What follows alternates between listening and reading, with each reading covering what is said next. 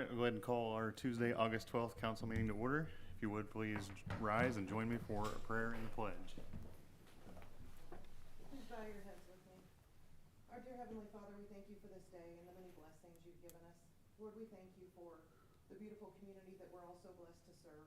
Lord, we thank you for the volunteers, from our council members to people in the audience. We thank you for the representatives of other companies that provide service and utilities to our community that are present with us this evening. Lord, we just ask that you be present in this meeting, that you help us to have a conversation that is beneficial and help us to make wise decisions as we consider the items that are on the agenda before us this evening, and just help us to work in unity to provide the best service that we all can to the community that we so graciously serve. Lord, we just ask that you be with each person as they leave here tonight at the close of the meeting. Keep them safe, free from harm, and return them back to their families. Lord, we just ask that you lead us and guide us and forgive us where we fail you. We say all these things in the name of Jesus. Amen. Amen. I pledge allegiance to the flag of the United States of America and to the republic for which it stands, one nation, under God, indivisible, with liberty and justice for all.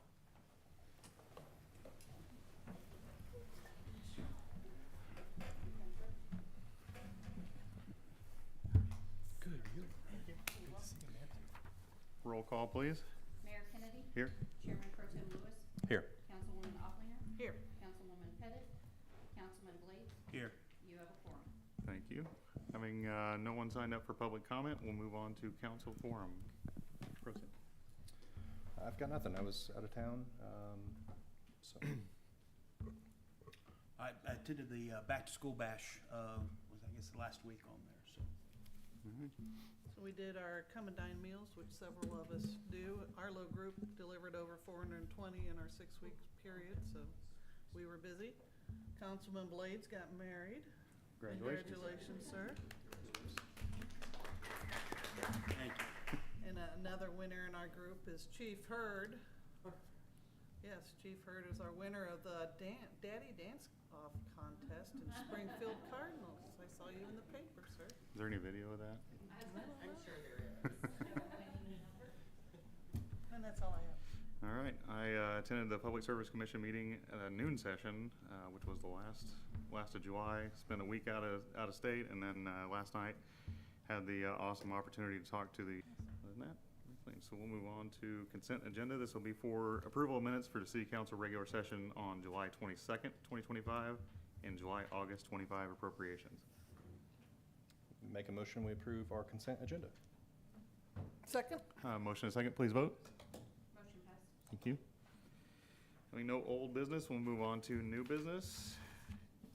8.1, this oath of office pending. We're actually going to move this to another session, I believe, so a rescheduled session, so we're going to skip that one. 8.2, discussion Liberty Utilities. And we have some notes that the council collectively kind of put together, and Carrie graciously put those into a nice list for us because we had quite a few comments and different things to discuss tonight. So I know we have a lot of members from Liberty here tonight. Is someone individually going to be taking most of these? I will start. Okay. So I'll start with a quick introduction. My name is Jordan Bollinger. I'm the Senior Manager of Key Accounts for Liberty. I have a wonderful team of people here with me who are going to talk in their expertise. Real quickly, what I do, what Key Accounts, what that means is I'm the liaison between Key Accounts. Those are going to be like our school districts, municipalities, our large industrials. So I'm the one point of contact into the company for them. So specifically here in Aurora, you might have been familiar with Marcia Sadler. Marcia Sadler was a long time Empire employee who held this role. Previously, it was held by Bethany Aborn. She is no longer with the company, so this is something that I am absorbing and assisting with as that liaison for the city and the chamber and other things that are happening in Aurora. So we are looking forward to answering some of the questions that you have. Again, I have experts with me who can kind of talk through some of those. And what I will do is hand it over to Eric Larson, and Eric will kind of talk about water. So he is the senior manager over our water, and I will start with him. And I do, will you guys ask him questions or? Yeah. Okay, perfect. Just leave that there for you. Good evening. Pleasure to be here, and like to thank the council for the opportunity to address these issues. So, if you're going to ask the questions, by all means. So we'll start with the water. So I think one of the first ones that is top of mind for a lot of us, especially after speaking to our street department supervisor, is utility cuts shortly after street paving. And I think initially we kind of had this communication path with Liberty where we would kind of pre-notify what we were looking at paving in town so they could kind of address that stuff early, and started off seemingly good. I think from their perspective, the last year or two, it's fallen off, and now we're seeing streets get paved, and within weeks we have a hole cut in. And we're just trying to figure out how we can do this without making this an adversarial relationship where we, because we're spending a lot of taxpayer money to make these streets nice. And then, of course, we have a lot of utility cuts going on right now. This is a weird time to be asking that, but this is one situation where we know a street has been done in terms of other utility contractors, and then we pre-notify, and we're not hearing anything back. And so we have to keep moving. And I know when I started with Liberty in the Central Division. I've been with the company about 11 years now, but I came out here to the Midwest a year ago and met with Carrie and gentlemen from the road department, core code enforcement, and we absolutely want to accommodate the city wherever possible. I think what we may have an issue here is that we didn't have any major projects in that were planned, so we didn't reach out to discuss that with the city, and we are absolutely open to having those discussions every year to understand your plans. There are situations, obviously, when we have a leak in the street. It's a situation that has to be dealt with, and unfortunately, you could have paved it yesterday, and I got a leak, or I have something I have no other choice but to dig it up.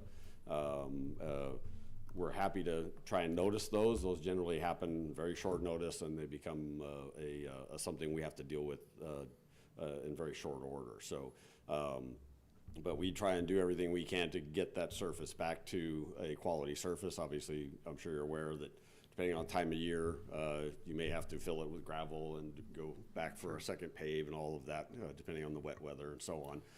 But we absolutely want to keep that line of communication open and be aware of those plans.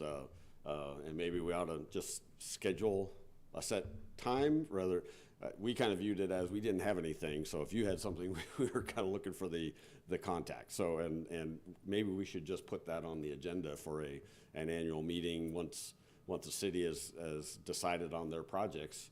Let's schedule that, and we in any way we can avoid cutting your street. That's our goal, absolutely. Well, and I agree, and I understand about emergency cuts whenever it's, things happen, but I think, and forgive me for my terminology, Carrie, you may have to help me here, but I think the term was they were replacing goosenecks in some of the streets. Is that what they call them, or I remember the name of it? Maybe that's, oh, was it? Okay, so those points of basically access to the residential sides on these streets where we typically have a lot of those problems is kind of what we were getting at.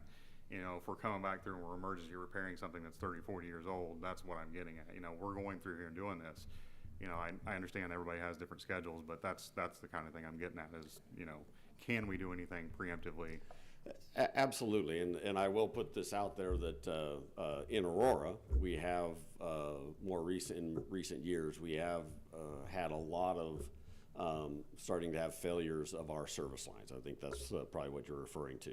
So the connection between the main and the meter pit, and the materials that were in vogue at the time are now reaching end of life, and they're starting to fail on us. And I think what would certainly make sense is if there is particular neighborhoods that you're planning on doing paving, and we become aware of that, it would make a lot more sense to me to go in and say, okay, you know what, that's the type of material I have in that area, let me do my service lines before you pave.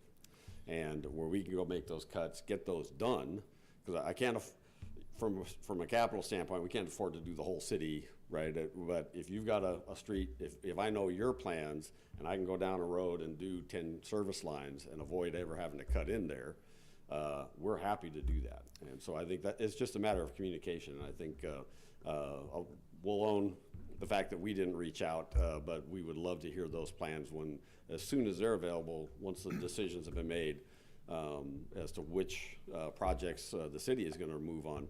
We're happy to hear those and see where those fit into our what would make sense for us to do before you start. So going back to the path of communication, the meeting you talked about, so who should the street department be working with whenever we start to understand, okay, we know next year we went through budget season, we're kind of targeting this area. As soon as they possibly can, who do they need to be speaking to? What meeting do they need to be showing up at? They can always reach out to myself, as I'm Senior Manager of Capital Administration and Planning. So, but I know Carrie and a lot of her cohorts know Dave Gregory, who he's our foreman of our operations group, and he can always he's the guy who's in town every day. I'm here. I'm managing 29 systems across the state. But I just live down in Branson, and when these types of meetings come up, I will make the time to attend. But the easiest contact is probably Dave. Okay. Is that the contact we've been using? Okay. So we may. I will butt in and add on. If you're doing that by email, if you add Jordan also, that's always helpful. Indeed. Just the more people you include, that way you make sure if somebody's out. It's just always, more people the better. Okay. So David, Jordan, and yourself. Yes. Okay. Generators for wells. So this was brought up. Oh, sorry. Go ahead. On the water, Yes. The utility cuts, what percentage of the water infrastructure would you estimate is past its life expectancy? That's a difficult number to put, and forgive me, I'm not the expert on the exact condition of the Aurora system. I manage a lot of systems, and so that one is not in my brain. This system is fairly aged, although it is also fairly robust. It is not failing on large scales. It's service lines tend to be something that has a shorter life, depending on the materials that were used. We experienced this where I come from in the West. There were, the material of the time was PVC out in the West, and 10 years in, they're supposed to last 30 years, and 10, 12 years in, they're failing right and left. We have some materials that were used in Aurora on a large scale that are starting to fail us now, and it is premature. But the service lines, they are one of the weakest points of any system, because the meters are attached to them. They're touched more than anything else that's underground. Meter pits are rolled over by cars, and that impacts the service line. It impacts the meter, impacts the saddle that the meter sits in. So those pieces, because they are touched more often, when things are buried and they're never touched, they last a long time. But because a lot of the service lines are, if they're passing under the street, depending on where the main may reside, if it's at far side of the road, the weight of cars takes its toll on service lines. And so those are one of the particular problems I'm aware of in Aurora. Overall, I think the system is in relatively stable condition. Do I need to replace mains? Yes. Do I need to replace certain valves, and there are maintenance items that need to happen on a regular basis. But overall, I think Aurora is a relatively stable system. Okay. Do you know who could help answer that question if you can?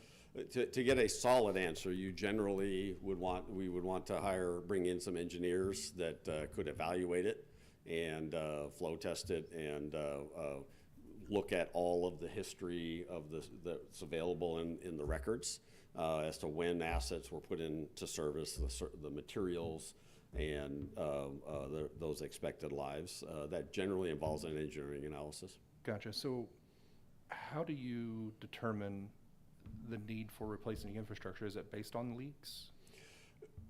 We do track our leaks within our GIS system, although that is relatively new in Missouri. But yes, it's the occurrence of leaks. Other issues with with part of our regular maintenance will include the turning of valves in the system. We have valves all over the system to be able to isolate sections of the system. As you're doing that periodically, you'll come across valves that stopped moving, right? That aren't actuating, and so there are lots of indicators of when assets are reaching end of life. Very often, it's based on age, because if you're doing the regular maintenance, you understand that this asset is a 30-year asset. This asset is a 40-year asset. Some of the stuff, the major mains, very often, can, depending on how they were built and if they were installed properly, can last 100 years. But And I guess that's my point. Yes. So I was kind of expecting you to know, maybe you mentioned you judge that by the life expectancy, right? 20, some of the equipment's 20, some of it's 30, some of it's 100, but you don't know what we have and where we are in that timeline. I don't, but I know I can get a better sense of that with taking back that question. I apologize because I didn't. No, that's okay. I didn't see that question, so I would have come a little more researched. For a hard answer on that, it generally does involve an engineering study, but believe me, the average tenure of my operator is well over 20 years, and I've got a lot of history and system knowledge on a team of 4 very skilled folks. Yeah, and why I'm asking, I guess, is you mentioned an increase in leaks as of recent, you said. We had a couple of instances during the winter that were they were unique circumstances where that caused us to lose pressure in the system. Yeah. One was in an abandoned building, right over there, I think, where we had a fire service. No one in the building. The fire service was still active, I guess for insurance purposes. Exposed piping froze and caused a very large leak, which drained the tank because it was 0 degrees or something between 5 and 0 that day. We had a transducer in the tank that is basically an electronic sensor that tells us how much water's in the tank and tells the well to turn on. It froze in that cold weather, and the system was telling us the tank was full, and it never turned on the well. And by the time we figured out the pressure was dropping, we had lost pressure. We scrambled the crews to come out and manually turn on the wells, but we had essentially the cold weather failed in 2 places, on a customer fire service, and our well sensor didn't tell us the tank was empty, so we weren't getting warnings. And the system is designed to provide warnings, and that cold weather defeated it. We've since taken steps to, we hope, eliminate the possibility of that, because there are ways that you can do it separate, where if that freezes, I've got a backup. That wasn't in place. And I'm not talking about something maybe that falls off outside the norm. So what I'm saying is, if I was hearing you correctly, you made it sound as if your interpretation is that as of very recent, there's been an uptick in leaks. On service lines, yes. And that now you're thinking maybe there's work that needs to be done. Again, on service lines, yeah. That's the particular assets that we're having a lot of failures on right now. And so my question was going to be, what in your terms, what's recent? Is it the last year, last 2 years, last 3 years, last 4 years? What, when you're saying recent? My understanding it feels is like we've been having these leaks for a long time. My understanding, and again, my tenure in Missouri is a year long. So, but my understanding, this has been going on for at least 2 or 3 years, at least. That's my understanding. Maybe longer. I don't know. I don't know that anybody's mentioned a specific time frame, but I have been told that's our problem. We have this material is failing. Okay. And so for the last 3 to 5 years, fair to say that that's been a known problem, but we've had no projects in the hopper to work on it? Because you kind of said that you guys didn't reach out because you didn't have anything, you weren't doing anything. Well, because service lines are replaced as needed, right? They are one of the shorter-lived buried assets. Okay. And so they are a mixture. Very often when you go down a street, you'll have a mixture. You know, this one will be the problem material. The next one, well, we replaced that 2 years ago, and this one is a material we used before that that's still holding up. You know, you get this mixture, so it's a project to do that is go in and identify all of them and say, all right, here's the 6 on this street, I need to do the 5 on the next block, and so on. We have not gotten to that point, but I think it's, as I mentioned with the road paving and so on, if we know you're gonna do a particular street, I have no problem putting that project together to take care of it before you pave. How many leaks in let's say a 10-foot span would trigger you all to say, okay, that line needs replaced? You mentioned it's hard to tell. It's based on a number of factors, the material that's buried, how long it's been there, if it's leaking or not, right? If it's not leaking, why dig it up and replace it, right? I get that. So what, in a service line, how many leaks is too many leaks? In a service line, generally 1 leak is. But it also depends on where it's at, right? And if we get called down on a leak, someone has water in their meter pit, and we open it up and the leak's there. It's maybe on the service line, but we look at it and say, we can disconnect this, we can shut it off, disconnect it, cut the pipe, fix it. If it's not that problem material, we may just fix it there. It really depends. If it's something where I'm going to need to go under a road, but the leak's outside of that, I may repair it at that point rather than cut the road. It depends on the circumstances of the particular leak. Okay, because I can tell you, and I can share some of this data that I've gotten and some maps to you all, but many of the repairs are in the same location, multiple, like not just 1 or 2, like 3, 4, 5, 6, over and over the same place. So I always wondered, like, at what number do we have to get to replace a line? It seems like it's more expensive, honestly, for you all to go back and fix something 5 and 6 times versus replacing I'd be interested a line. in seeing those locations and when we've had the particular circumstances. I'm aware of one very recently where I had a gentleman over on St. Louis Street that had regular leaks at his meter pit, and when we showed up on site, it was basically on the customer side, but the meter pit was right at the corner of his lot, and there's an alley that runs down the side of his property that I guess in the last several years, I don't know if there's some rental properties about, has suddenly got a lot of traffic, and his meter's right at the corner. So cars coming out and turning left are gonna roll, or coming in, turning right are gonna roll, or rolling over the top of that meter box, damaging the pipes underneath, cause leaks 4 or 5 times. Those types of circumstances, right, when we know about them, that gentleman, I said, this is in the wrong place. And we came out, paid Singer Construction, said, I need that thing moved 15 feet that way. And we redid the customer service line so that he didn't have to pay a plumber to go do it. Said, we shouldn't have put it here, right? We shouldn't have put it that close. It's one thing if an alley was there and was never being used, or maybe there was a fencing, or I don't know what the history of it when the connection, because it was an older home, so it'd been there for a while.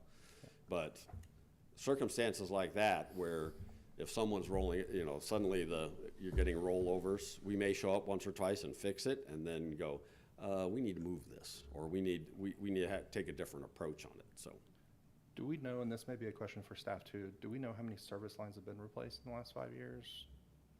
I only see, every time I show up, I only hear of or see patching. Is that your understanding? So if we're at a one or 2 leak, within a given range, it doesn't seem to add up to what's happening in town. well, I can tell you I don't have a count on the service line leaks, but I can tell you,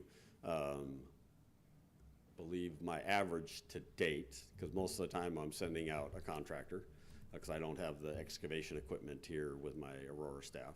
It's generally Singer Construction. I've been spending upwards of about $25,000 to $30,000 a month replacing service lines in Aurora. And most of those trips to do one, you're looking at anywhere about $2,000 if it's if I don't have to go across the street, probably $5,000 if I do. So would that correspond with the utility cut permits that David Gregory's turning into community development here at the city for street cuts? Would those service line replacements always tie to a street cut permit, or not necessarily? They wouldn't all have a street cut? If I didn't have to cut the street, obviously, yeah, if the main's on the same side as the meter, I would assume we're not pulling a permit. So that's data that we would not have to answer your question. Okay. Mr. Wood. I can get you a count, though. I can certainly gather just- that information.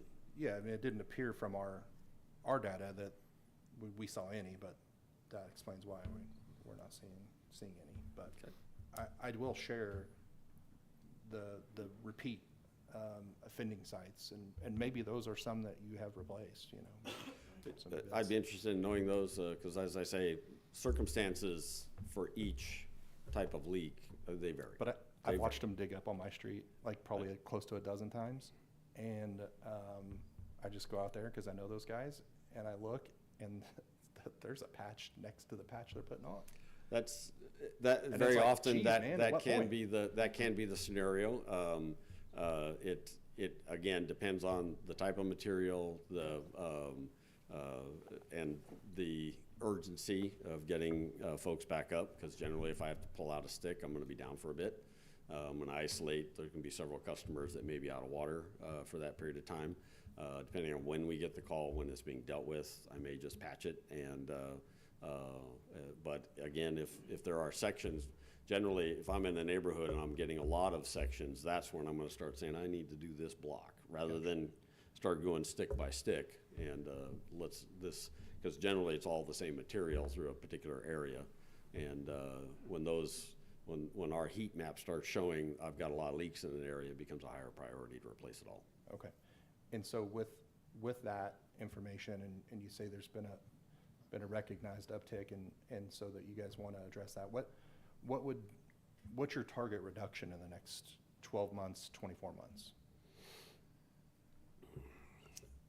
As far as a target reduction, I don't know that we've established one. I think because of we've had a number of urgencies within our Missouri water operations that it's kind of like, you know, you might have heard we've had some billing issues, right? And some getting proper billings out.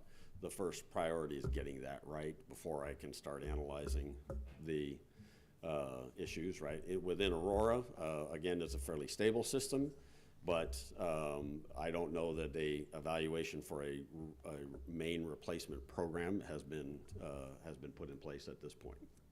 So we could then just expect the same number of cuts and leaks next year and the year after? I don't know that that's true. I'd really have to get an evaluation of that problem material, how much more we expect that's still out there. Yeah. I'm replacing a lot of it lately, and it all depends on how long that was in use, how many service lines have that material are still out in the system. Yeah. That's an inventory issue that we have to address. Got ya.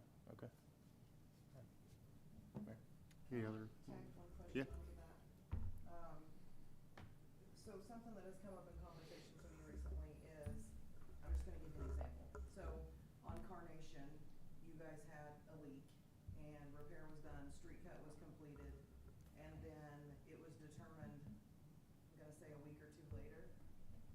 I'm looking at Aaron because he's the one that inspects your street cuts. It was indicated that our street was failing just next to your cut. And so when they went in there to deal with that, and our city crews had to patch that part of the street, so the base underneath that road had been compromised because of the amount of water that was coming off of that leak. So your street cut, you guys turn it into us as a 3-foot by 4-foot cut, or whatever it may be. So we found some most recently, really recently is when it's first come up, where our base of our road is compromised next to that. Do you have any way of knowing, or is there any way that the city could be notified if a leak meets a certain threshold? So we know this has been leaking longer than most, or we know that it put out more water because higher pressure and I don't know water. So I apologize if I'm not intelligent in that question, but do you have a way of knowing that there was enough water being lost for a certain amount of time, or for any indicated information that would help us know we need to look deeper? In Missouri, that is a little bit of a difficult scenario because of the rock that's present. In the area I used to work, we were out in the desert. It was a sandy soil. When the water leaks, it washes it all away, unless there's a big boulder sitting there. This whole state's a doggone rock, and but water fissures through that rock depending on where cracks and such occur. And very often, by digging it up, you may not have a clear indication of how long it was leaking, because very often, if it's in the ground, in the rock area, we don't generally know. We may not know about it for some time because it's going out through all the cracks in the rock and goes down into the aquifer, and it's kind of invisible from the surface. And so when that occurs, you go dig it up, and you may be hitting very solid rock when you get to it, and you may not have visual signs. You may not know exactly how long that was running. So it's really kind of a judgment call based on what we find when we excavate. And we have some really skilled folks who, when they see certain things, they can say that's going to be a problem, and bring that to, absolutely, we need to bring that to the city's attention. And but often, if the understanding is, gee, we got the report on this yesterday, there's not a lot of damage all the way down to where we got to the thing, we addressed the leak. We may not see that maybe it was running for a week and I didn't know it, and it could have. Quantity of water loss in a specific area? In a specific area, unless there's a meter on it, no, I really can't. I mean, I can see tick-ups in production, right, because it may be served by one of the tanks, and that well may have been running a bit more, but it leak that didn't become apparent. Very often it starts small and then increases, and it's just very difficult to say that one was running this long until it materializes. In this environment, it can be very difficult to determine that. Next topic, generator for wells. So it was brought up in the meeting in June that during, extended power outages, such as during the tornado, that there was no permanently installed generators on the wells and they had to be brought in, which ended up in compounding issues that evening where we didn't have power and then also no water. At the time, it was mentioned that there sounded like a priority list of getting those out throughout the service area, but wasn't sure exactly where Aurora was on that list. Are we any closer to knowing where Aurora is on that list? You have certainly moved up, yes. The systems that we operate in Missouri, the initiative to put on-site generation was started about 1.5 years, 2 years ago. And our first priority was we have about 20 systems that are single well systems serving small developments. And those were our first priority because I lose power to that well, everybody's out. And what the decision, as I've discussed it with my operations folks, was because of the redundancy that we do have in Aurora and the history of when we have had power outages, we've been able to supplement and keep folks in water. Because all the power outages that everybody could remember happened where this well would lose power, the rest of them were working. That well would lose power, the rest of them were working. And it's all interconnected, and it's a properly interconnected system, so we can keep folks in water. This was our first that anyone can remember where the whole thing went down. And we scrambled. We had water back on for the most part within about 4 hours, is what I understood. But yes, it was a dilemma. Folks, we had a boil advisory. Folks who didn't still have electricity, I think 4 days, because they lost 200 plus poles, and it was a huge endeavor for them. And God bless them, they got it. They worked their tails off and got it done. But yeah, if you had an electric stove, you couldn't boil your water. You had water, you could flush your toilets, take a shower.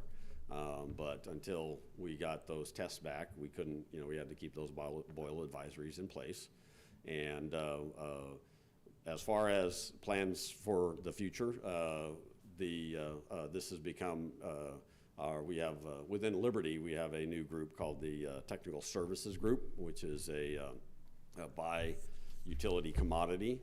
And our water group is headed up by a gentleman out of Arizona. We have some very large water operations in Arizona, and he's prioritizing the generators.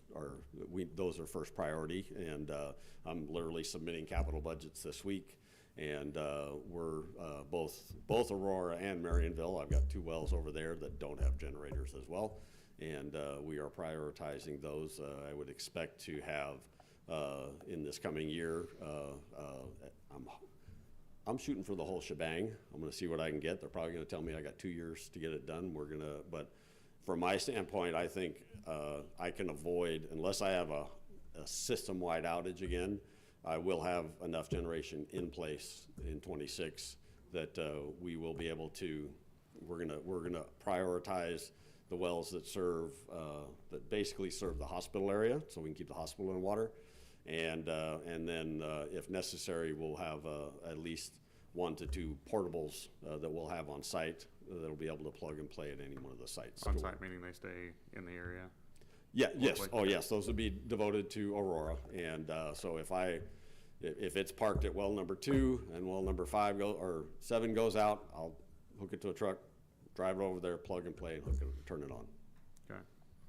And on that topic, you mentioned the boil orders, public notice communication for people. There was, it was a little bit of a delay. Well, not a little bit. There's quite a bit of delay.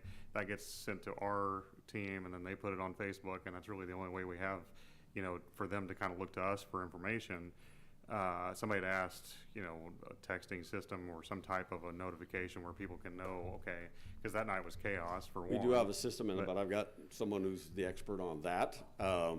If there's anything else on the operation side, I'll be happy to, but otherwise I think. We probably do, but we'll go ahead Okay. and cover this one.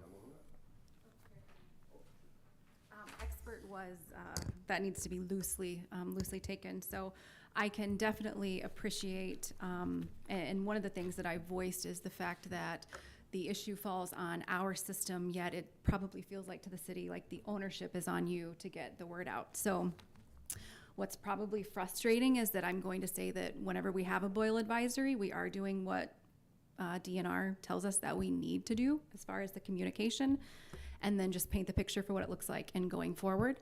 So there is a program called OnSolve that's actually already being used in areas throughout the enterprise. I think that the West is kind of the one leading the charge that's really utilizing it. So my counterpart in the West has praised OnSolve and the ability to get directly to customers. So how we envision this in going forward is that whether it be text, email, whatever that preferred method is, we would be able to make the contact in there. So our communications team would type up exactly what it is that we need to get out to the customers, and then all of those customers that are affected by the issue, since we're talking about a boil advisory, they would get that immediately to them. So it takes we would still obviously inform the city, want to put more stuff out through social media, but it does take the onus, if you will, off of them, and it's a way that we can communicate. That'll be for outages. That'll be for if we have planned outages. So sometimes we have to take a group of customers down to do some work. That's another way that we can communicate. So unfortunately, with that, I just get to say that I'm sorry that it's gone the way that it has. We are following DNR on that, but it does look like the future is going to be a lot more customer friendly as we move forward there. Do you have any idea when you think that might start rolling out here? I hesitate to say that it will be by the end of the year, but that is our goal, is to have it here by the end of the year. And I can always continue to update as that moves forward. And is that something citizens will need to go register for once it's available, or is that something that will kind of happen automatically through their billing, or how does that work? Do we know? That's a really great question. Does anybody know the answer to that? So I can say everyone will need to have a cell phone number and or email address on file with the company. It is designed to not have it where customers have to register or opt in, which is why it will only be used in emergencies. Okay. Because it's not a situation where we can say, just send a, hello, you should conserve energy, or those sorts of things. We can't use it for discretionary messages. It will be for emergency type Sure. automatically start receiving them if we have a cell phone number or email address on file. Okay. And as we get closer to rolling that out, that's something that I can openly communicate with Carrie as well. Okay, I would definitely appreciate that. That's been a big request. So, if I understand it correctly, are you involved in the water usage reports that go to the city for sewer billing that we depend on to get out? I get this billing am out? literally elbows deep in that. So I think Courtney and I have probably shared tears together on the same days. So that again, I would be remiss if I did not, and I know that I've apologized my guts out to Courtney, but that has been quite a process. It's not just Aurora, there are other cities too that depend on us for that information. So where we are at right now is completely rewriting the code for that. So what we're seeing is the information that we're requesting the system to pull in. And what we have, SAP is a top of the line system. It is very, very smart, and it has everything in there that we need. I just don't think we were asking for the right things, or we didn't know what we were asking for when we originally asked that they make this report. So Joe John is completely rewriting that. We expect testing to begin on that by the end of next month. So we still have a couple more months of this. So we expect testing to be done by the end of next month. Joe John, just to give you a little bit of insight, Joe John was our customer watch. That was the system that we previously used. He was our coder for that. So I have all the faith in the world, and I appreciate him because he is literally taking these reports and he is doing so much manual work behind the scenes just to get them ready to send to the cities, and he's trying to catch things and clear them up. Something as simple as one of the things that we've done since switching over to SAP, our meters, typically they start with an 8-9, in their digit, and that's how the code is written for the city. That's how their spreadsheets are used. Well, when that comes out of our system, it comes out with an MW in front of it to notate that it's a Missouri water meter. So that he's having to go in each line and physically remove that MW so that it works with the city's, however the spreadsheets work. So it's easier for you to take it from us and put it into what it is that you use. So Joe John, nobody wants it done quicker than Joe John because he is doing a lot of work on it. So I do expect for me to have an update to the group. So we expect the testing the end of September. So hopefully by the beginning of November, we'll be looking at a new report that we feel will be much more accurate and get the dates. The biggest thing that we're missing is just the dates. It's not picking up. And so that's not very helpful. So we're doing a lot of work on the back end, going in and finding things. Sometimes the reads will come through and we have to double check those so that they make sense to Courtney. So there's a lot of work being done on it. But again, we are super positive that we'll have that fixed in a couple of months. Okay. Not to get too deep in the weeds, what type of format is this report in? Is it like a JSON file? Is it CVS? What is it? Excel? What is it? Excel. Okay. Imported through Excel. They send it to me through Excel. Okay. This may be a question for our techie council gentlemen, but, so the city is in the process of getting new software, which Okay. will be in place December of this year. Okay. Do we need to get Joe John in contact with our software people for them to play ball together before we go live? Would that benefit what we do in the future? I think so.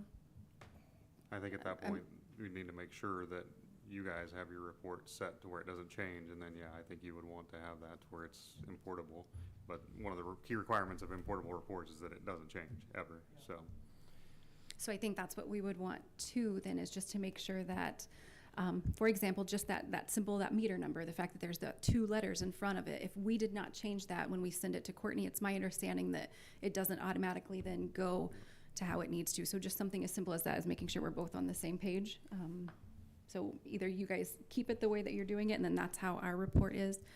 But nonetheless, yeah, I would love to put those And the way we're two doing it together. right now works with the new software, correct, Courtney? We have sent the report to Yeah. the new software company. So we probably are, they're ahead of me. The girls in finance are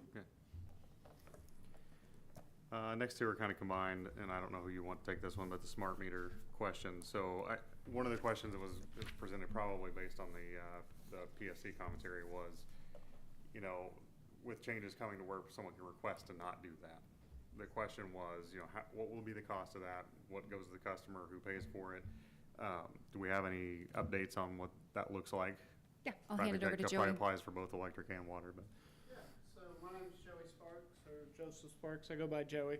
I'm the manager of the technical side of AMI operations.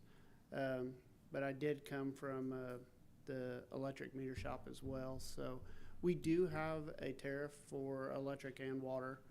To change out the meter is a $150 fee to change it out once.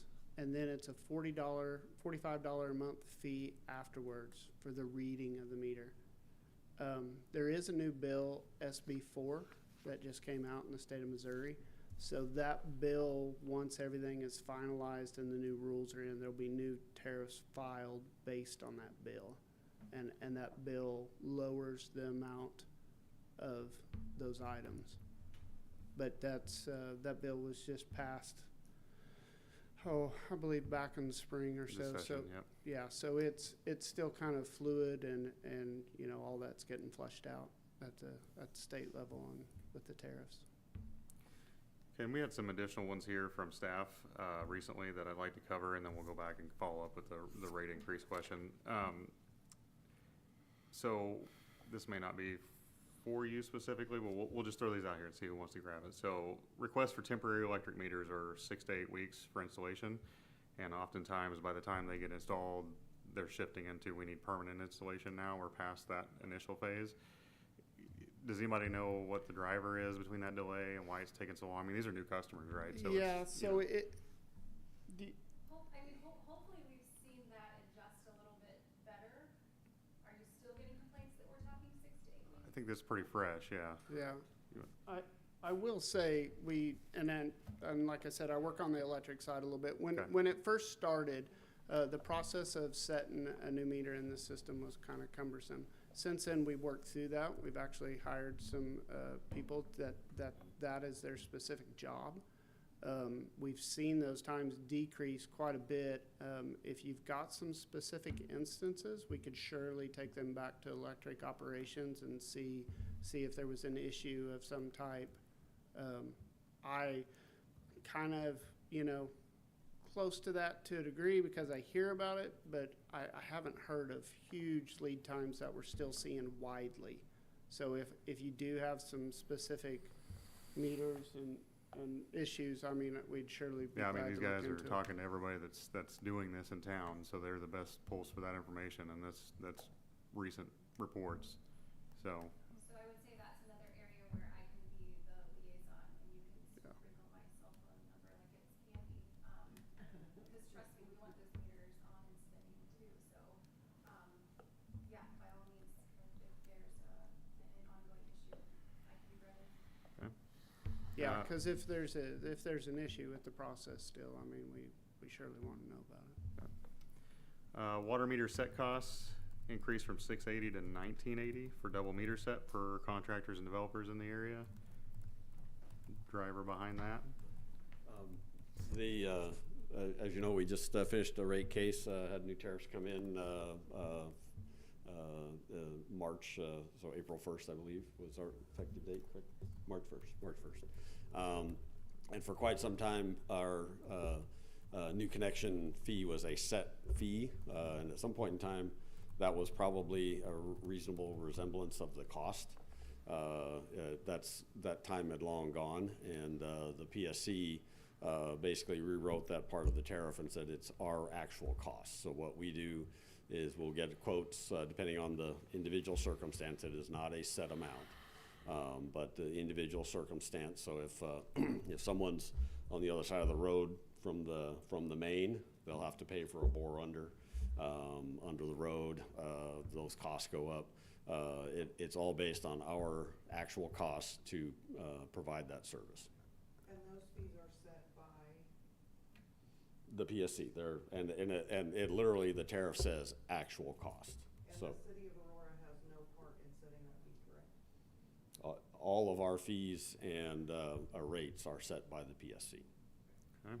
I just wanted to clarify that for Mhm. Aaron, because we had a couple customers that called Liberty, and at customer service, they told them those rates were set between an agreement between the city and Liberty. I just wanna make sure there's not something we don't know on that. If someone was told that's not correct. Okay.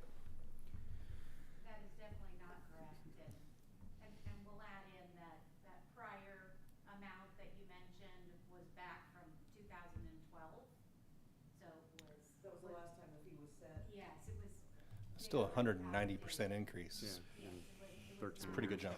Well, yeah, from 2012, if anybody hadn't noticed, things are getting more expensive lately, so that's, and quite honestly, when those fees are set well below our costs, any additional cost, obviously, my contractor is not gonna do the work for less than what he is gonna charge me. And those costs actually end up as part of our asset base, and the rest of the neighborhood pays for it, right? The other customers pay for that. So the PSC saw it as, if you've got someone new coming in, they should pay the cost for, the actual cost for that new connection. Then this note's from the fire chief. I may have him give some extra color here, but some of the hydrants throughout the area are not adequate amount of pressure for the particular area they may be in. And I don't know, do we have a good line of communication on how we address that? Do we know who we're supposed to call, or is that the question here? We do make that phone call to Liberty when we do have a problem with the hydrant. And then sometimes we find, like when we had the fire down on Olive Street, Yep. it wasn't until a couple days later we found out that we had problems with the fire hydrant after we were down there with that fire. Okay. And are we, so this would indicate somewhere, is this individual problems, or is this where we've identified hydrants not sized enough or not sized appropriately for the area? I think it goes right back to what he said earlier, where the infrastructure is not, needs to be worked on, needs to be fixed. Do you guys do testing of your fire hydrants annually? Like to know what kind of pressure they're putting out?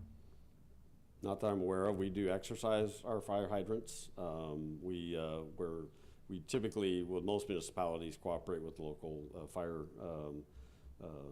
service provider, and where they want to know those pressures, we'll go out and assist them in getting those. Okay, so that's something we could try to coordinate with you guys to determine what kind of pressure is coming out of each hydrant, so our staff Absolutely. knows. Absolutely.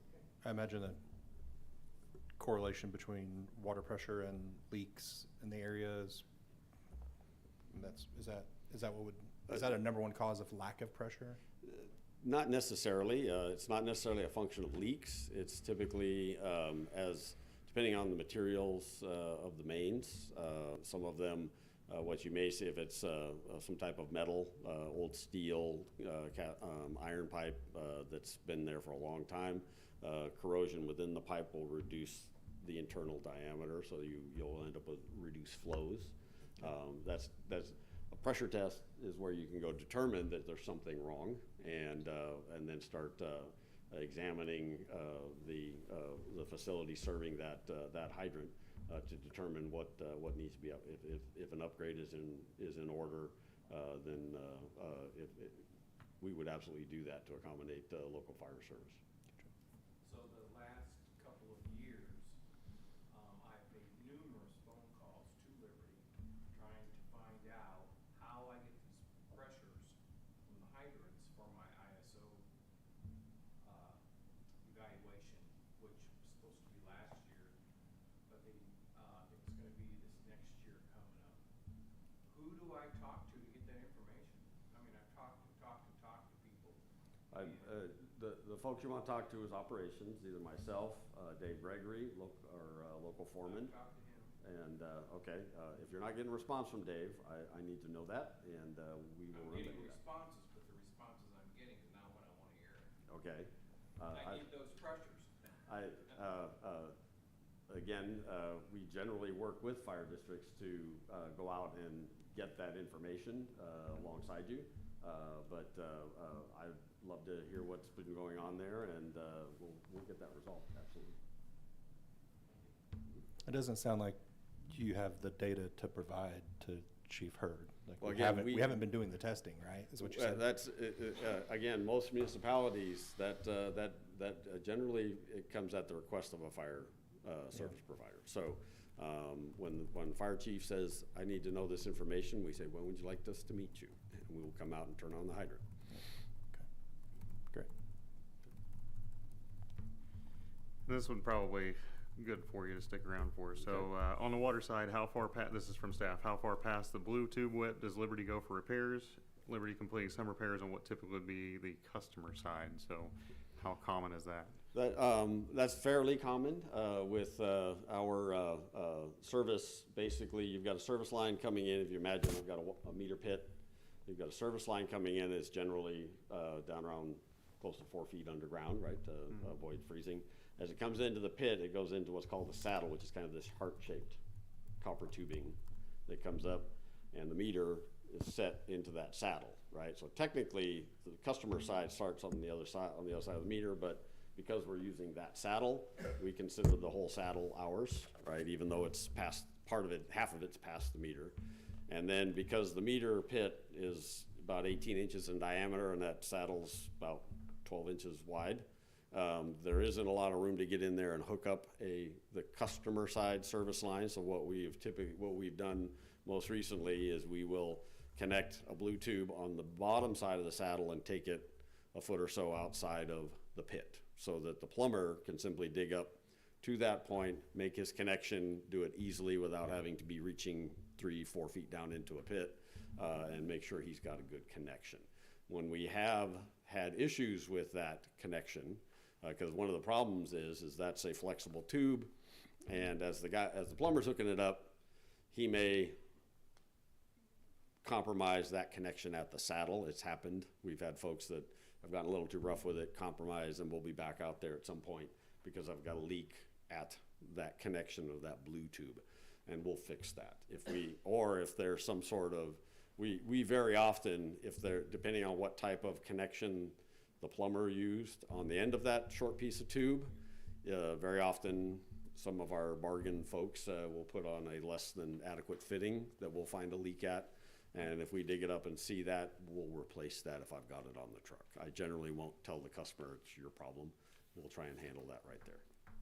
So I'm the one that asked that question. So I'm glad you jumped in. Only because I get to do the building inspection side and everything. So we've had it happen a couple of times where you guys have went past the whip to fix on the service side for the customer, and then they've called in, or billing wise, hey, well, to get your billing adjusted, we'll need a letter from a plumber. And they've said, oh, and I've called, and it's been Liberty who's fixed further past. And then, because it's happened this past week. So I'm just trying to figure out, because I know it's kind of a gray area in where, because they want their money back, even though you guys have went past your point. I'm just trying to figure out where the number falls to where I don't get involved in the big circle of who's paying for what when you guys say we need it and you were the one that fixed it. So, Does so that make you're sense? saying that the customers are getting pushback from the company with regards to rebating their leak because there is no receipt? Correct. I would say, I should be involved in that and I can help with that. I would agree. If you can't get a hold of Jordan, call me, because from our standpoint, we very often will have a scenario where I've got a customer where we've got a leak, and we're trying to help. We identify is it on their side, our side, and very often that'll involve a modest dig up, right? We'll shovel that out and try and figure out what's going on. Is it on that little blue tube, right? Because we'll take responsibility for that. In doing that, it happens more than I'd like to say that it's a foot or two past that and there's my leak. And my instruction to my operators is, if I've got a customer there and you got the part on the truck and you can solve it for them, solve it for them, right? I'm not obligated to, but that's just as a matter of good customer service. If I can do that, now if I'm seeing multiple leaks going up and I'm going, wow, this is a big thing and I can't touch it. But if I can replace a simple fitting and solve their problem, I'll do that. And but on the other side of that, when they're saying I need a plumber's receipt, I'd be telling my foreman, call up billing and say we did it, it's valid, it's resolved, give them their credit. And I think that's where it got mixed up the last couple of times was through the emails and the billing side where it didn't get forwarded forwarded to the right person, and this lady, I'm not gonna give addresses, but she called in and said she spent hours for 2 weeks on the phone trying to get, and the only reason why I was only able to get where I was because I called David, and he was like, let me talk to this person, and, so it's nice that I'm able to be able to do that. Yeah, when you're trying to do something decent for somebody and it causes them more problems, that's a concern. And so I think any contact you may have with a customer, I would certainly encourage them. If Liberty fixed it, tell them to contact the operations folks, and they'll confirm that. And Jordan, she's really good at that type of stuff. Call Jordan. She's great. Blow it up. Any further before I move into rates? All right, so the last one probably for the whole team here, and I'll let you guys decide who wants to tackle this, but rate increases, and let me set some context here. So we've heard a lot tonight about older infrastructure, a lot of leaks, kind of touching this, touching that, not necessarily any priorities in the hopper to go fix that part of it. Generators might have moved up a little bit, but just, overall not a sense of, a lot of investment. While, the people living here that are paying the bills are seeing other utility services in city and in the area making proactive infrastructure upgrades, running through and kind of replacing things before it becomes a problem. So I guess what is the overall commentary? We've heard the I'll say, the kind of news bite, right, or the press release version of it. Well, what is happening? Why are we seeing these increases? Some of the comments I heard before is like, well, Storm Uri and all this other stuff is like, well, that's being recovered, in a special charge on the bill. We know that. This is beyond that. This is well beyond that. Double-digit increases. So what's the driver? What do we tell people who are frustrated now? They know that we're not the electric company. They know we're not involved in the electric company, but they're out of options. They're struggling. They're trying to figure out who to go to, and they're not getting heard. So they're coming to us because that's an act of desperation at this point. So, give us some answers to give back to them, and kind of talk about why we're seeing this and what it's actually going towards. And We'll let Charlotte speak to that. So are you referring to the electric rate case or both? Do you want me to tag both of them? Let's go ahead with electric. That's probably on everybody's mind right now. It's everywhere I go, the store, on Facebook, everywhere, every conversation I have. Case. So by the way, I'm Charlotte. I oversee the regulatory department inside of our central region. So I oversaw the rate case that was filed for the Missouri water case, and I also oversee the case that's been on file and is on file with the commission here on the electric side. So as far as the rate increase, I will give you a big picture, and then as you want to go down in layers, I am more than happy to go down in the layers for you. But Storm Uri, that I would absolutely say that is not a driver of this rate case. That item was resolved through a separate docket a couple of years ago. That charge started showing up on customers' bills in April of 2024. It covers Storm Uri and it covers Asbury. Those are very hot topics for various reasons from many folks. I'm happy to chat about that one, but I can just tell you that is not being recovered and being requested in this rate increase. So what is being requested is just on what it costs to actually operate the electric utility in any one given year. And so it is a very formula-based calculation.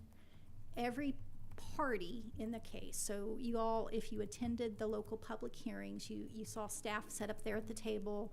OPC is there. There's other parties that actually didn't set up there that are also interveners that have the opportunity to come up with their own inputs into that formula. But at the end of the day, that formula is calculated, and it is a long-standing formula. Empire did not design that formula. That formula was put into place by the Missouri Public Service Commission. And the purpose of that formula is to say, okay, how much should a utility charge for rates? Empire does not have the authority to change rates. Only the commission can change those rates. But what Empire can do, or what Liberty can do, is they can file and petition to change those rates. And so that's how the process gets started. So how we go about calculating what that is we go in on an annual basis off of our, what we call a historic test year. So what that means in a layman's terms is you take the 12 months worth of actual data, income statement data and balance sheet data, and you put that into the formula. And then you are allowed to make adjustments for known and measurable items to those balances. And so the rates are based off of historic data. It is not based on some projections that the company expects to do in 2027. It's really what we anticipate that it costs to operate a sound utility, a healthy utility for 1 year. And in this particular instance, it cost, is what we're estimating, around $668 million is what it proposed to operate the Missouri's electric utility. So in order for us to make our bond payments, our debt payments, give a reasonable opportunity for our shareholders to earn a return, and for us to recover almost $441 million worth of expenses in a given year, that's how that all comes together. Is it's inputs based on expenses, based on debt that the utility has to pay, based on what our shareholders are reasonably expecting to receive for the investment into the company. And when you produce those estimates, I assume obviously most of that is revolved around the cost of actually providing that power. Is that a safe assumption? Yes, it is. It's estimates in a way, but it's based off actual information. Okay, but it's not just it's not just generating electricity. That's a large portion of the cost. But at the end of the day, it also, you have to, we put a lot of dollars into transmission cost, put a lot of dollars into what we call distribution costs. So that's what, when you get to your generation, you're generating it. Well, then those transmission lines take it and put it and transport it. And then you take those transmission lines and you have to bring it to the distribution side. So it covers all from generation all the way to the tip of that customer actually getting it.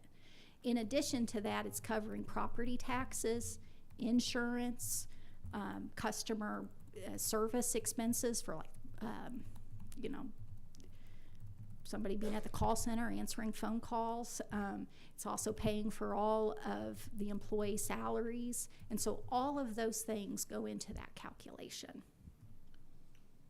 Go ahead. When you say you're putting a lot of money into the transmission, is it like improving the transmission, or like what are you doing? Absolutely, yeah. We've went in and rebuilt transmission lines. We've rebuilt the substations themselves. Mm-hmm. And so it's dollars that we put into service. And you've already spent the money. We've already spent the money. And customers have been benefiting from some of these assets that went into service anything after June 21st of June 2021. If a plant went into service on July 1st, 2021, they have been utilizing that asset without paying for it since that time frame. What is the percentage increase on the electric, and what is the percentage increase on the water side? I don't have the water numbers, but I can tell you 29, I'm sorry, my eyes are getting old, 29.64% on the electric. And that's the overall increase. And I know some of that's tiered and, depending on. Yeah, it will depend on the usage. Class and usage, on how that will impact each of the customers. Gotcha. And what's the proposed water? You don't know? You have no idea? Water went into service in March. I don't know if I actually, let me look for quick.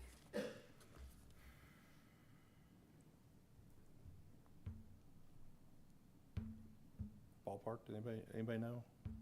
Well, it went up $6.2 million. I can tell you that on an annual basis. And so that doesn't mean anything to you, but I can go in and see if I can find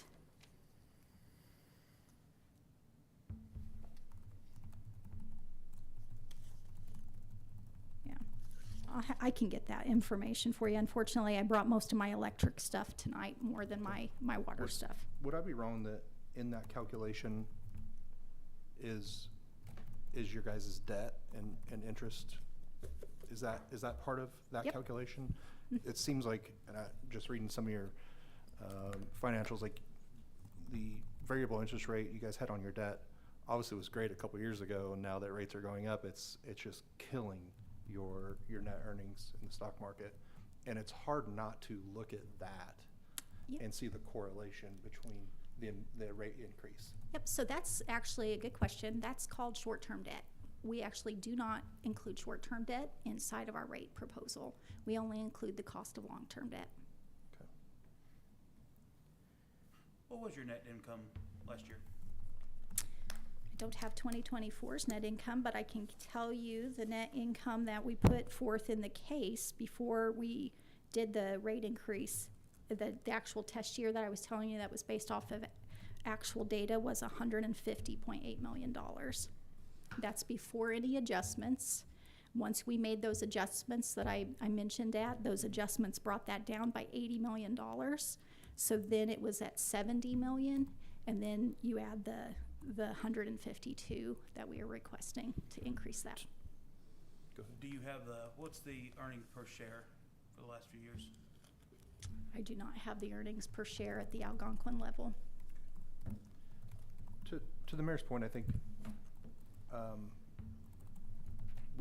we don't hear a lot of investment outside of maybe some of the software stuff in the billing that you guys are trying to tackle.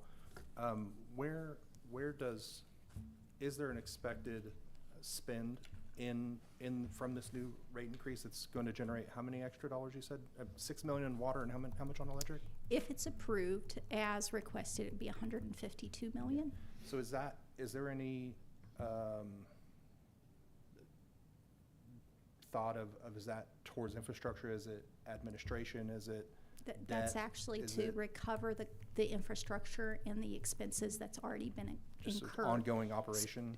Ongoing O&M and what we think there, but we've invested, like I had mentioned earlier, any asset that had went into service July 1st of 2021 going forward, customers have been using the benefit of those assets without paying for it in rates. So since that point in time, July 1st till the end of our true-up period, which was March 31st of 2025, we had projected to spend over $700 million of plant that's actually going to be put into service and being used for customers. Okay. It's lagging, it's projects we've already completed, it's already infrastructure projects and spending we've already completed over the years, not projected to spend. Thank you, Joey. That's exactly what I was asking. Is there any sort of master plan on what you guys are gonna do in the next 5, 10, 15 Oh, absolutely. years? We have a very rigorous project plan, capital spending plan and projects that goes through quite a vetting system. We spend hundreds of millions of dollars on the electric side on an annual basis to make sure that we have a system that when, at the end of the day, when you need that system, it's available for you.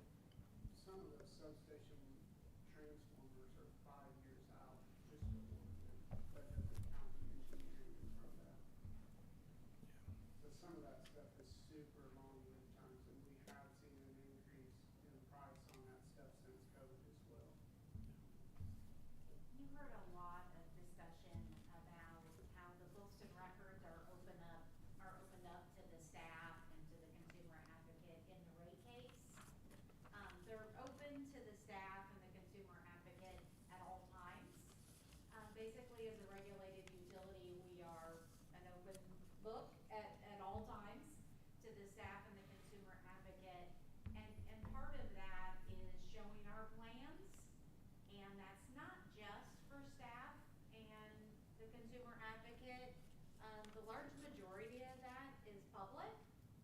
And so cities that we serve, you are more than welcome to participate in meetings.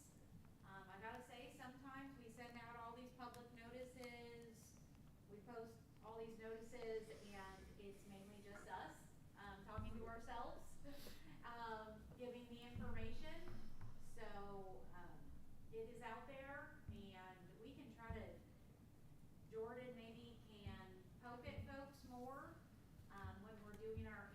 annual, meetings to show our 5-year plan. Maybe that could be something we try a little harder to get cities to attend those yearly meetings. Yeah. Where we talk about our upcoming Yeah, 5-year those plans. are usually held in March of each year because we have to file our report at the end of February with the commission. And then I think we have 30 to 60 days. We have to work with calendars, but it's historically been around the March timeframe to host that meeting. And there's one locally? It's virtual generally. And there'll always be a virtual option, even if it's held in Jeff City, the in-person part. Great. And just as a point of reference on the spend, she mentioned our rate increase, was total about 6.8. 2. 6.2, pardon. And that's for all of Missouri Water, that's all of our operations. And my capital spend budget for Missouri Water for this year was about 6.8. So that's invested in utility assets serving customers. Gotcha. Council, any further questions for the discussion? I guess, just to tie up our discussion, Eric, it sounded like instead of me maybe sharing some of the data I had that I saw duplicates on, it sounded like you have a heat map and every cut and line you have done, right? You already got that information. Well, we have, and I'll qualify that. Okay. We have a GIS system, that is, and the nature of GIS systems is the newer they are, the less accurate they are, and this is relatively new in the Midwest. We have outstanding examples of it because over time in many of our utilities, one of which I came from probably the best in the whole company. Those improve every day, every time one of our operators touches an asset, right, and corrects the position, corrects information regarding the condition, the materials, et cetera.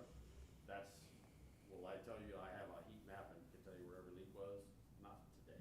Okay. In Aurora, okay? Okay. What I can do is I've got really, really good operators that I can start gathering data on. I have invoicing where I paid for leak repairs, and I can gather that data, absolutely.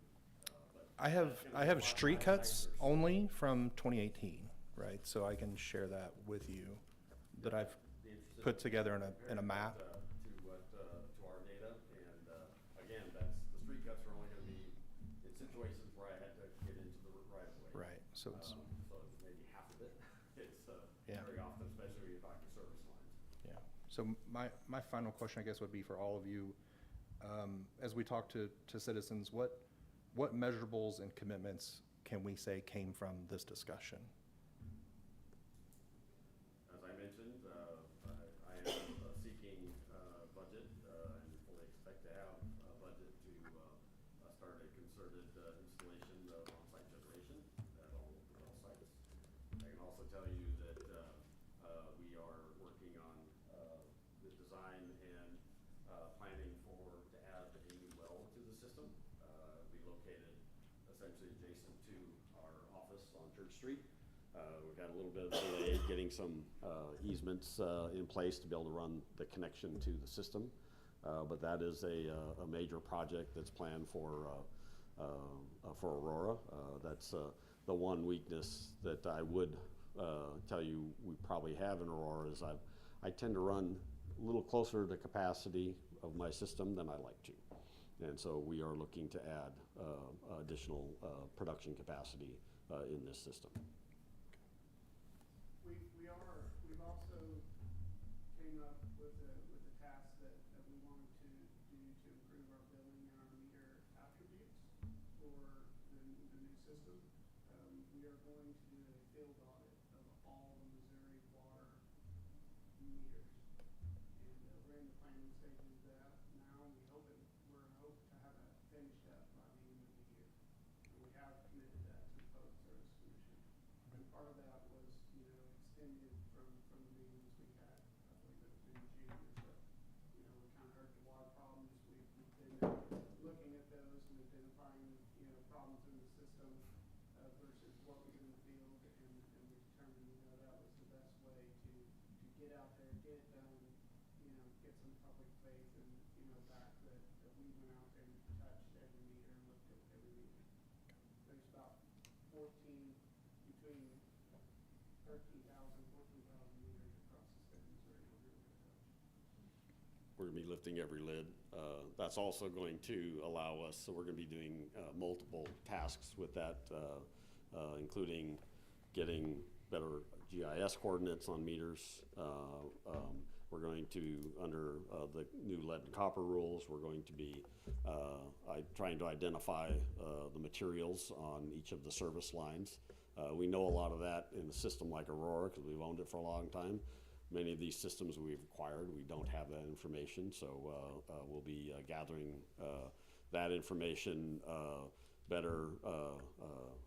The meters, Aurora again was fairly early on in our meter change out, so we have a pretty uniform set of meters in Aurora.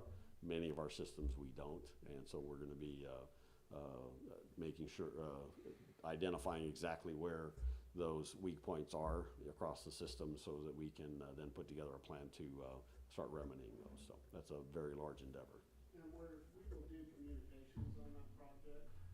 We're just we're about 2.5, 3 weeks into the planning stage on that. So we're trying to get all that squared away. I actually just had a call to communications yesterday on that. So it'll also create a standardization of meters we use and how we program them across the state of Missouri too. So that's the goal, is to create a better system. And piggybacking on that with communications, that is the main thing I'd say we're taking away from the town hall meetings, the rate case public hearings, and here, there's no such thing as too much communication between the company and our customers and the communities we serve. We need to do better, and we are committing to do better about communicating, just more and more communication. And please invite us to anything and everything where you think it would be helpful for us to be there, whether it's just to be there, to get to be seen, to possibly ask us questions, to provide information. Eric gives a great presentation on how things work. Charlotte can do a presentation on how rate cases work. Nobody knows about how rate cases work. It's weird. As you heard at the public hearings, I mean, it's foreign to most people. Makes no sense how things are done. We are happy to come and give more information. Always invite us if you think it would be helpful at all for us to be there. We will also proactively do a lot more communicating. We apologize if there hasn't been more communication. And most of us that are sitting here tonight or work here, we're customers as well of one commodity or another, Liberty's. I understand the questions you get asked. I was assistant chief of police of Axel Springs, Kansas, which we serve electric. I know everybody in town. I was there for 14 years. I get asked the same questions in the grocery store that you guys get asked. So, it is important to us to get this squared away and corrected. All right, any further from council or staff? Go ahead. Sorry. Yes. I have 2 more questions, but these are quick. So, over time while I was a department head for the community development department, we had some conversations about obtaining some kind of map that shows the location of the water lines for Liberty, and any utility lines that may be buried or anything like that. So power lines, that kind of thing, where they're at. We were told originally in my tenure in the community development department that there wasn't such a thing, but that would come with the new system. And I think Eric and I talked about that a little bit when you first came in. Is there now with your new system an electronic map where we don't want to do anything with your utilities, but when developers come to that department and say, where are the utilities on this property, is it buildable? We can at least say, here's the sewer main, here's the water main. You've got to call Liberty, but this is what we think by a first view. Is there something we can obtain to kind of help people people realize where stuff's at before they develop? Yes, Okay. that's our GIS system, and, again, because it's relatively new, Sure. it is not as accurate as it will become, it's improving every day. I am still reliant on Dave and his crew, their expertise, when they, on a regular basis, happened yesterday, I was over here in front of the Conoco station, they're saying, well, map says the meter's here, and Tony's going, nope, it's over here. Right. And, but yes, we have that map, happy to share it with you with the reservation that this is a work in process. Sure. It's relatively early, but we do have. It's a place to start Yes, for it us, is, at least absolutely. in conversation to try to help people. And with the caveat, if there's security issues for that, we don't just give out our facility locations. Okay.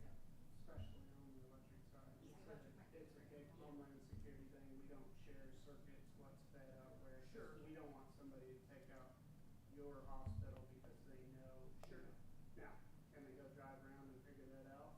Probably so, but we'd rather they do the legwork than our So we maps. cannot get access to either, or we can see access to where your water lines are? I think it would be more for a discussion for what specifically is needed, Okay. probably more so with the developers directly and with the. Okay.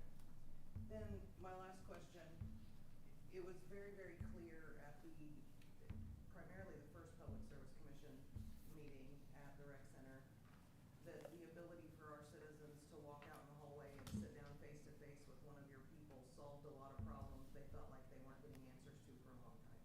I know you're working on that. I know that's grouped in with your billing issues. But so my question is there a plan to ever put staffing in the Aurora office for people to go in and talk to them about their bills, make payments, or anything of such? When that development first came to me, I was told by actually an architect for you guys, not your staff, that it would be staffed locally, and then we learned later it wouldn't be. Is that in the plans at all? I can speak to what Tim said at the last meeting, so I'm just gonna regurgitate his words. He is asking all the way up, all the way to the top of our organization. Okay. He's the president of Electric. Okay. So the As a president, lawyer, I'm asking. the president of electric can't staff a building? That blows my mind. He has, we all have bosses. Sure, So his boss is the chief operating officer. sure, And so her boss is the chief executive officer. understood. His boss is the board of directors. And I understand. her boss is the shareholders. I understand that. Yeah, no, Yeah. can I jump on that a little bit? I understand the way that a corporate chain looks, all right? But when you sit there and you hire people below, it's so that they will take care of stuff and it doesn't, are you saying the shareholders micromanage every decision on whether people are hired for a building or not? That's kind of what it sounded like. That is not what I said. Okay, well, you told me how a corporate structure works. No, I That was your tried answer. to explain why Tim doesn't have the ability to make that He's not decision. empowered by the shareholders, is what you're saying?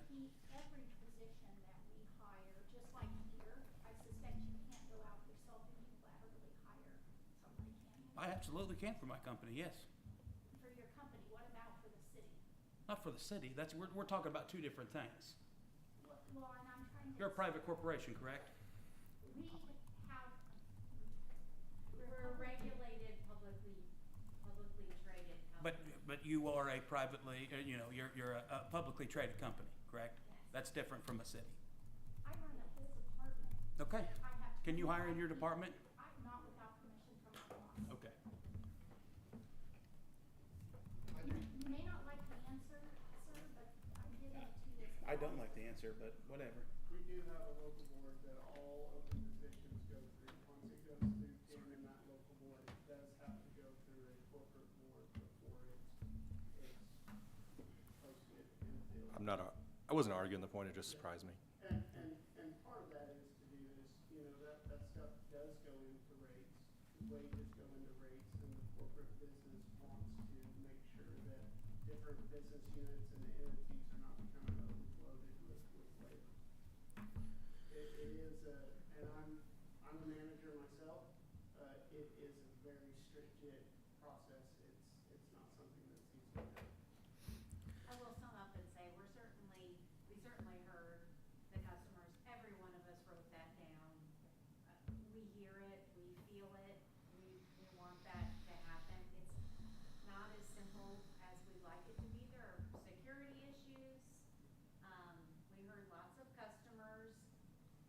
say things, that had happened that weren't exactly how they happened.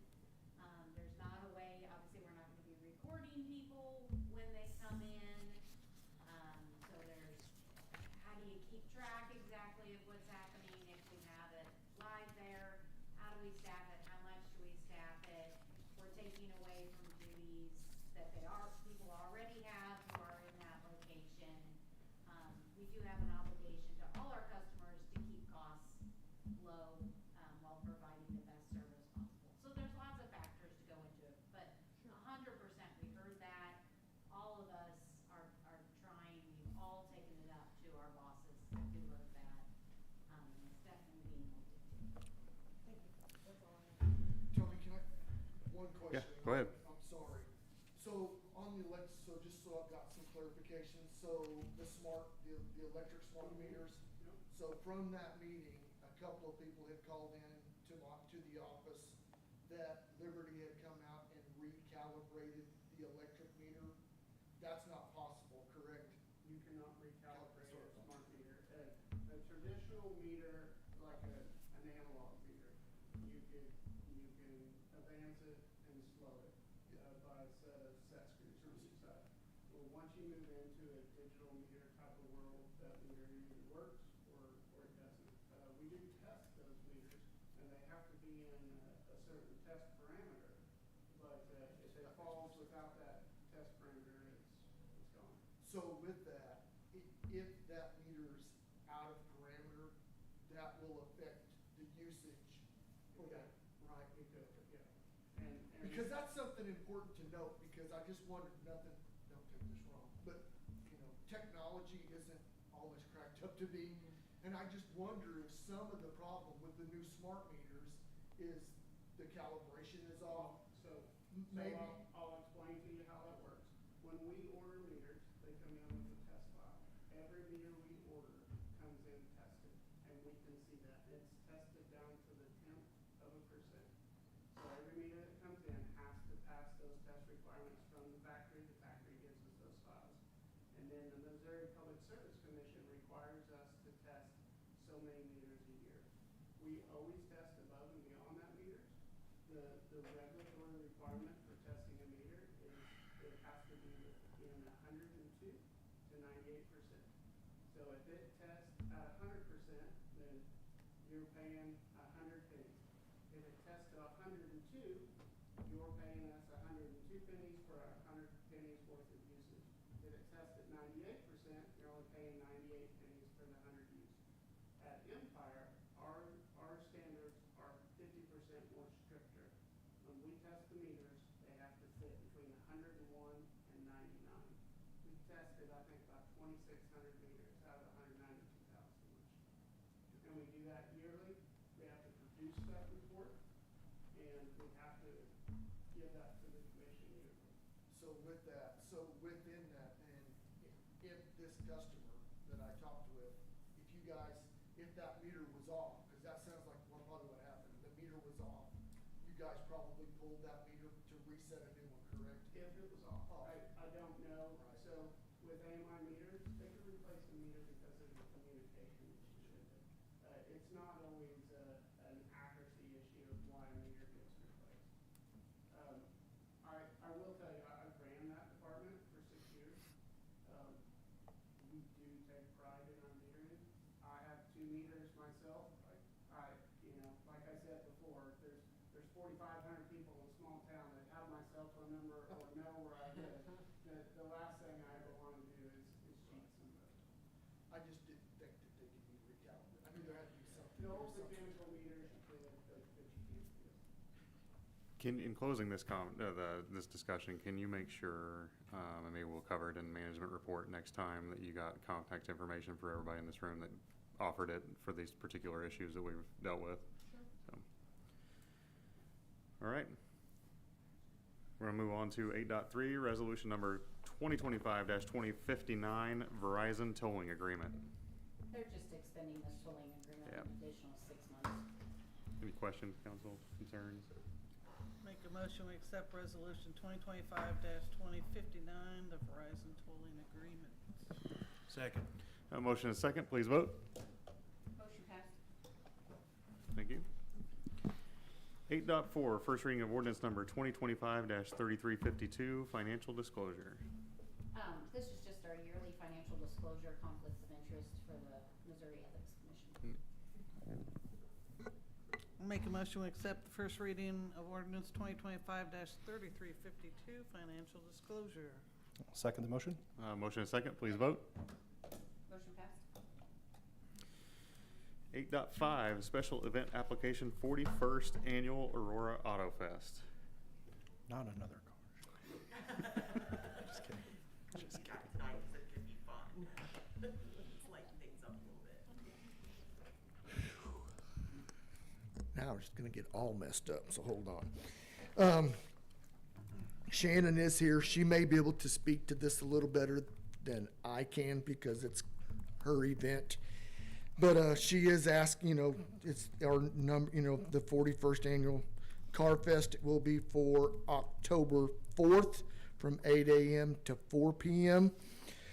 She has put on here at the very back, she is encouraging the police and fire department to set up as they can, but no protection is needed. I did bring this up to staff this morning, and we didn't see any issues with it because we know there will be some street closures and stuff like that. But Jason and the crew said that they can handle that pretty well, so. Make a motion that we accept the special event application for the 41st annual Auto Fest. Second.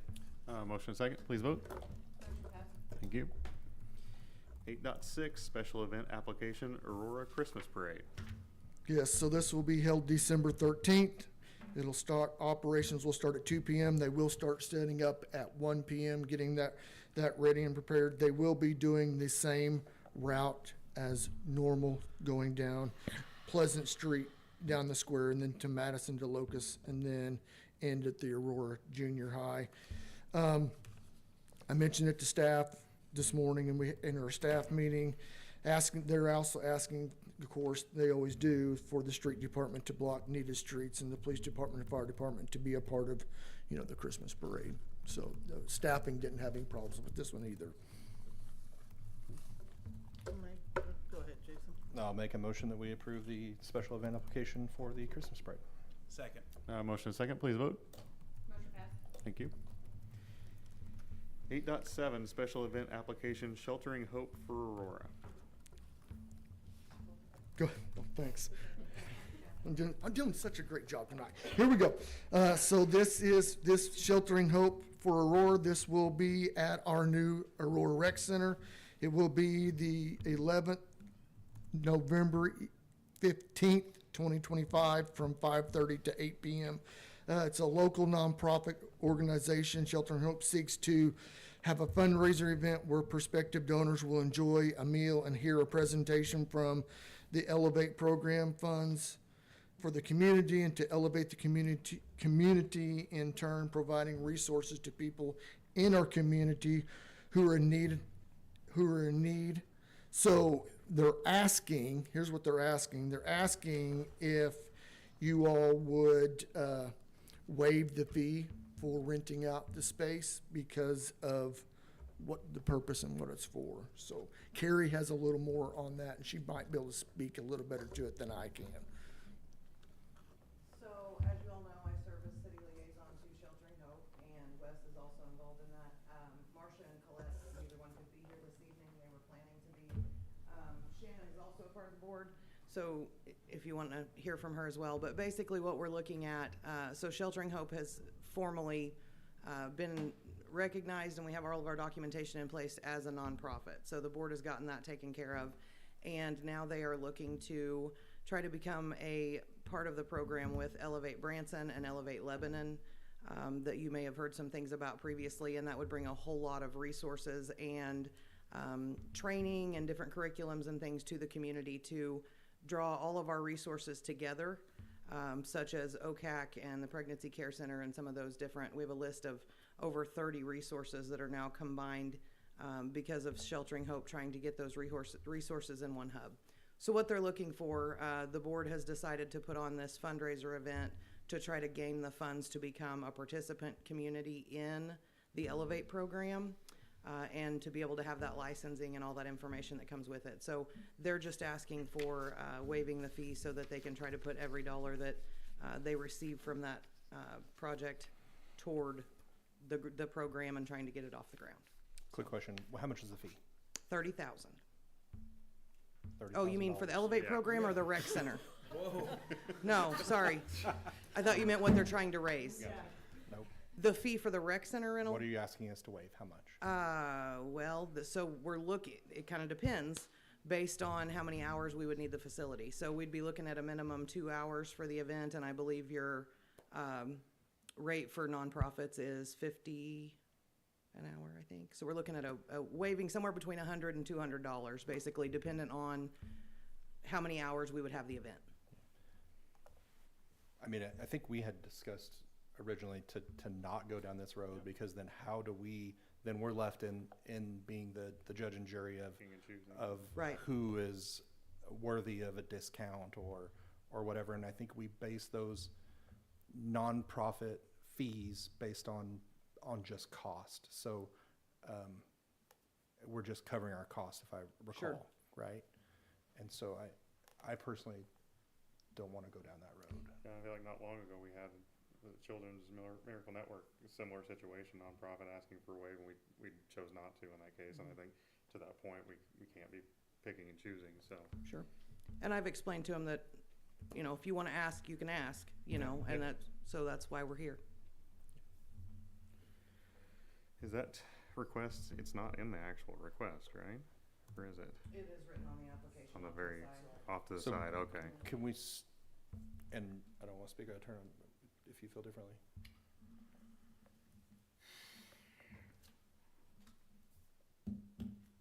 I think this is different because of what it is doing, gathering community resources from even what Children's Miracle Network does on there. So, all this money is going to be remaining in the community. I would see it waived on this particular one. I get where you're coming from, where you don't want to be the jury on everything on there, but this is to benefit strictly Aurora and Aurora citizens. Yeah. I think that's my opinion. I think I will make a motion that we approve the special event application without waiving the fee. And see if that goes. I'll make a second. Motion and a second, please vote. Motion passed. Thank you. All right, moving on to staff report, city manager report. Council, I do have a few things that I wanted to highlight in my management report real quick this evening. So just starting at the top like I typically do, police department, the new patrol cars have arrived. They've been lettered and they're in service. Fire department, the new mini pumper truck was picked up yesterday, and now the fire department is working on equipment installation and preparing it to be put in service. We do plan to hopefully invite, so Greg specifically wants to invite the council out to come take a look at the truck, maybe bring it up here to City Hall, that kind of thing. So I hope to do a little bit of having everybody in one spot to see some of those new patrol cars and the fire truck once everything's in operation and in service.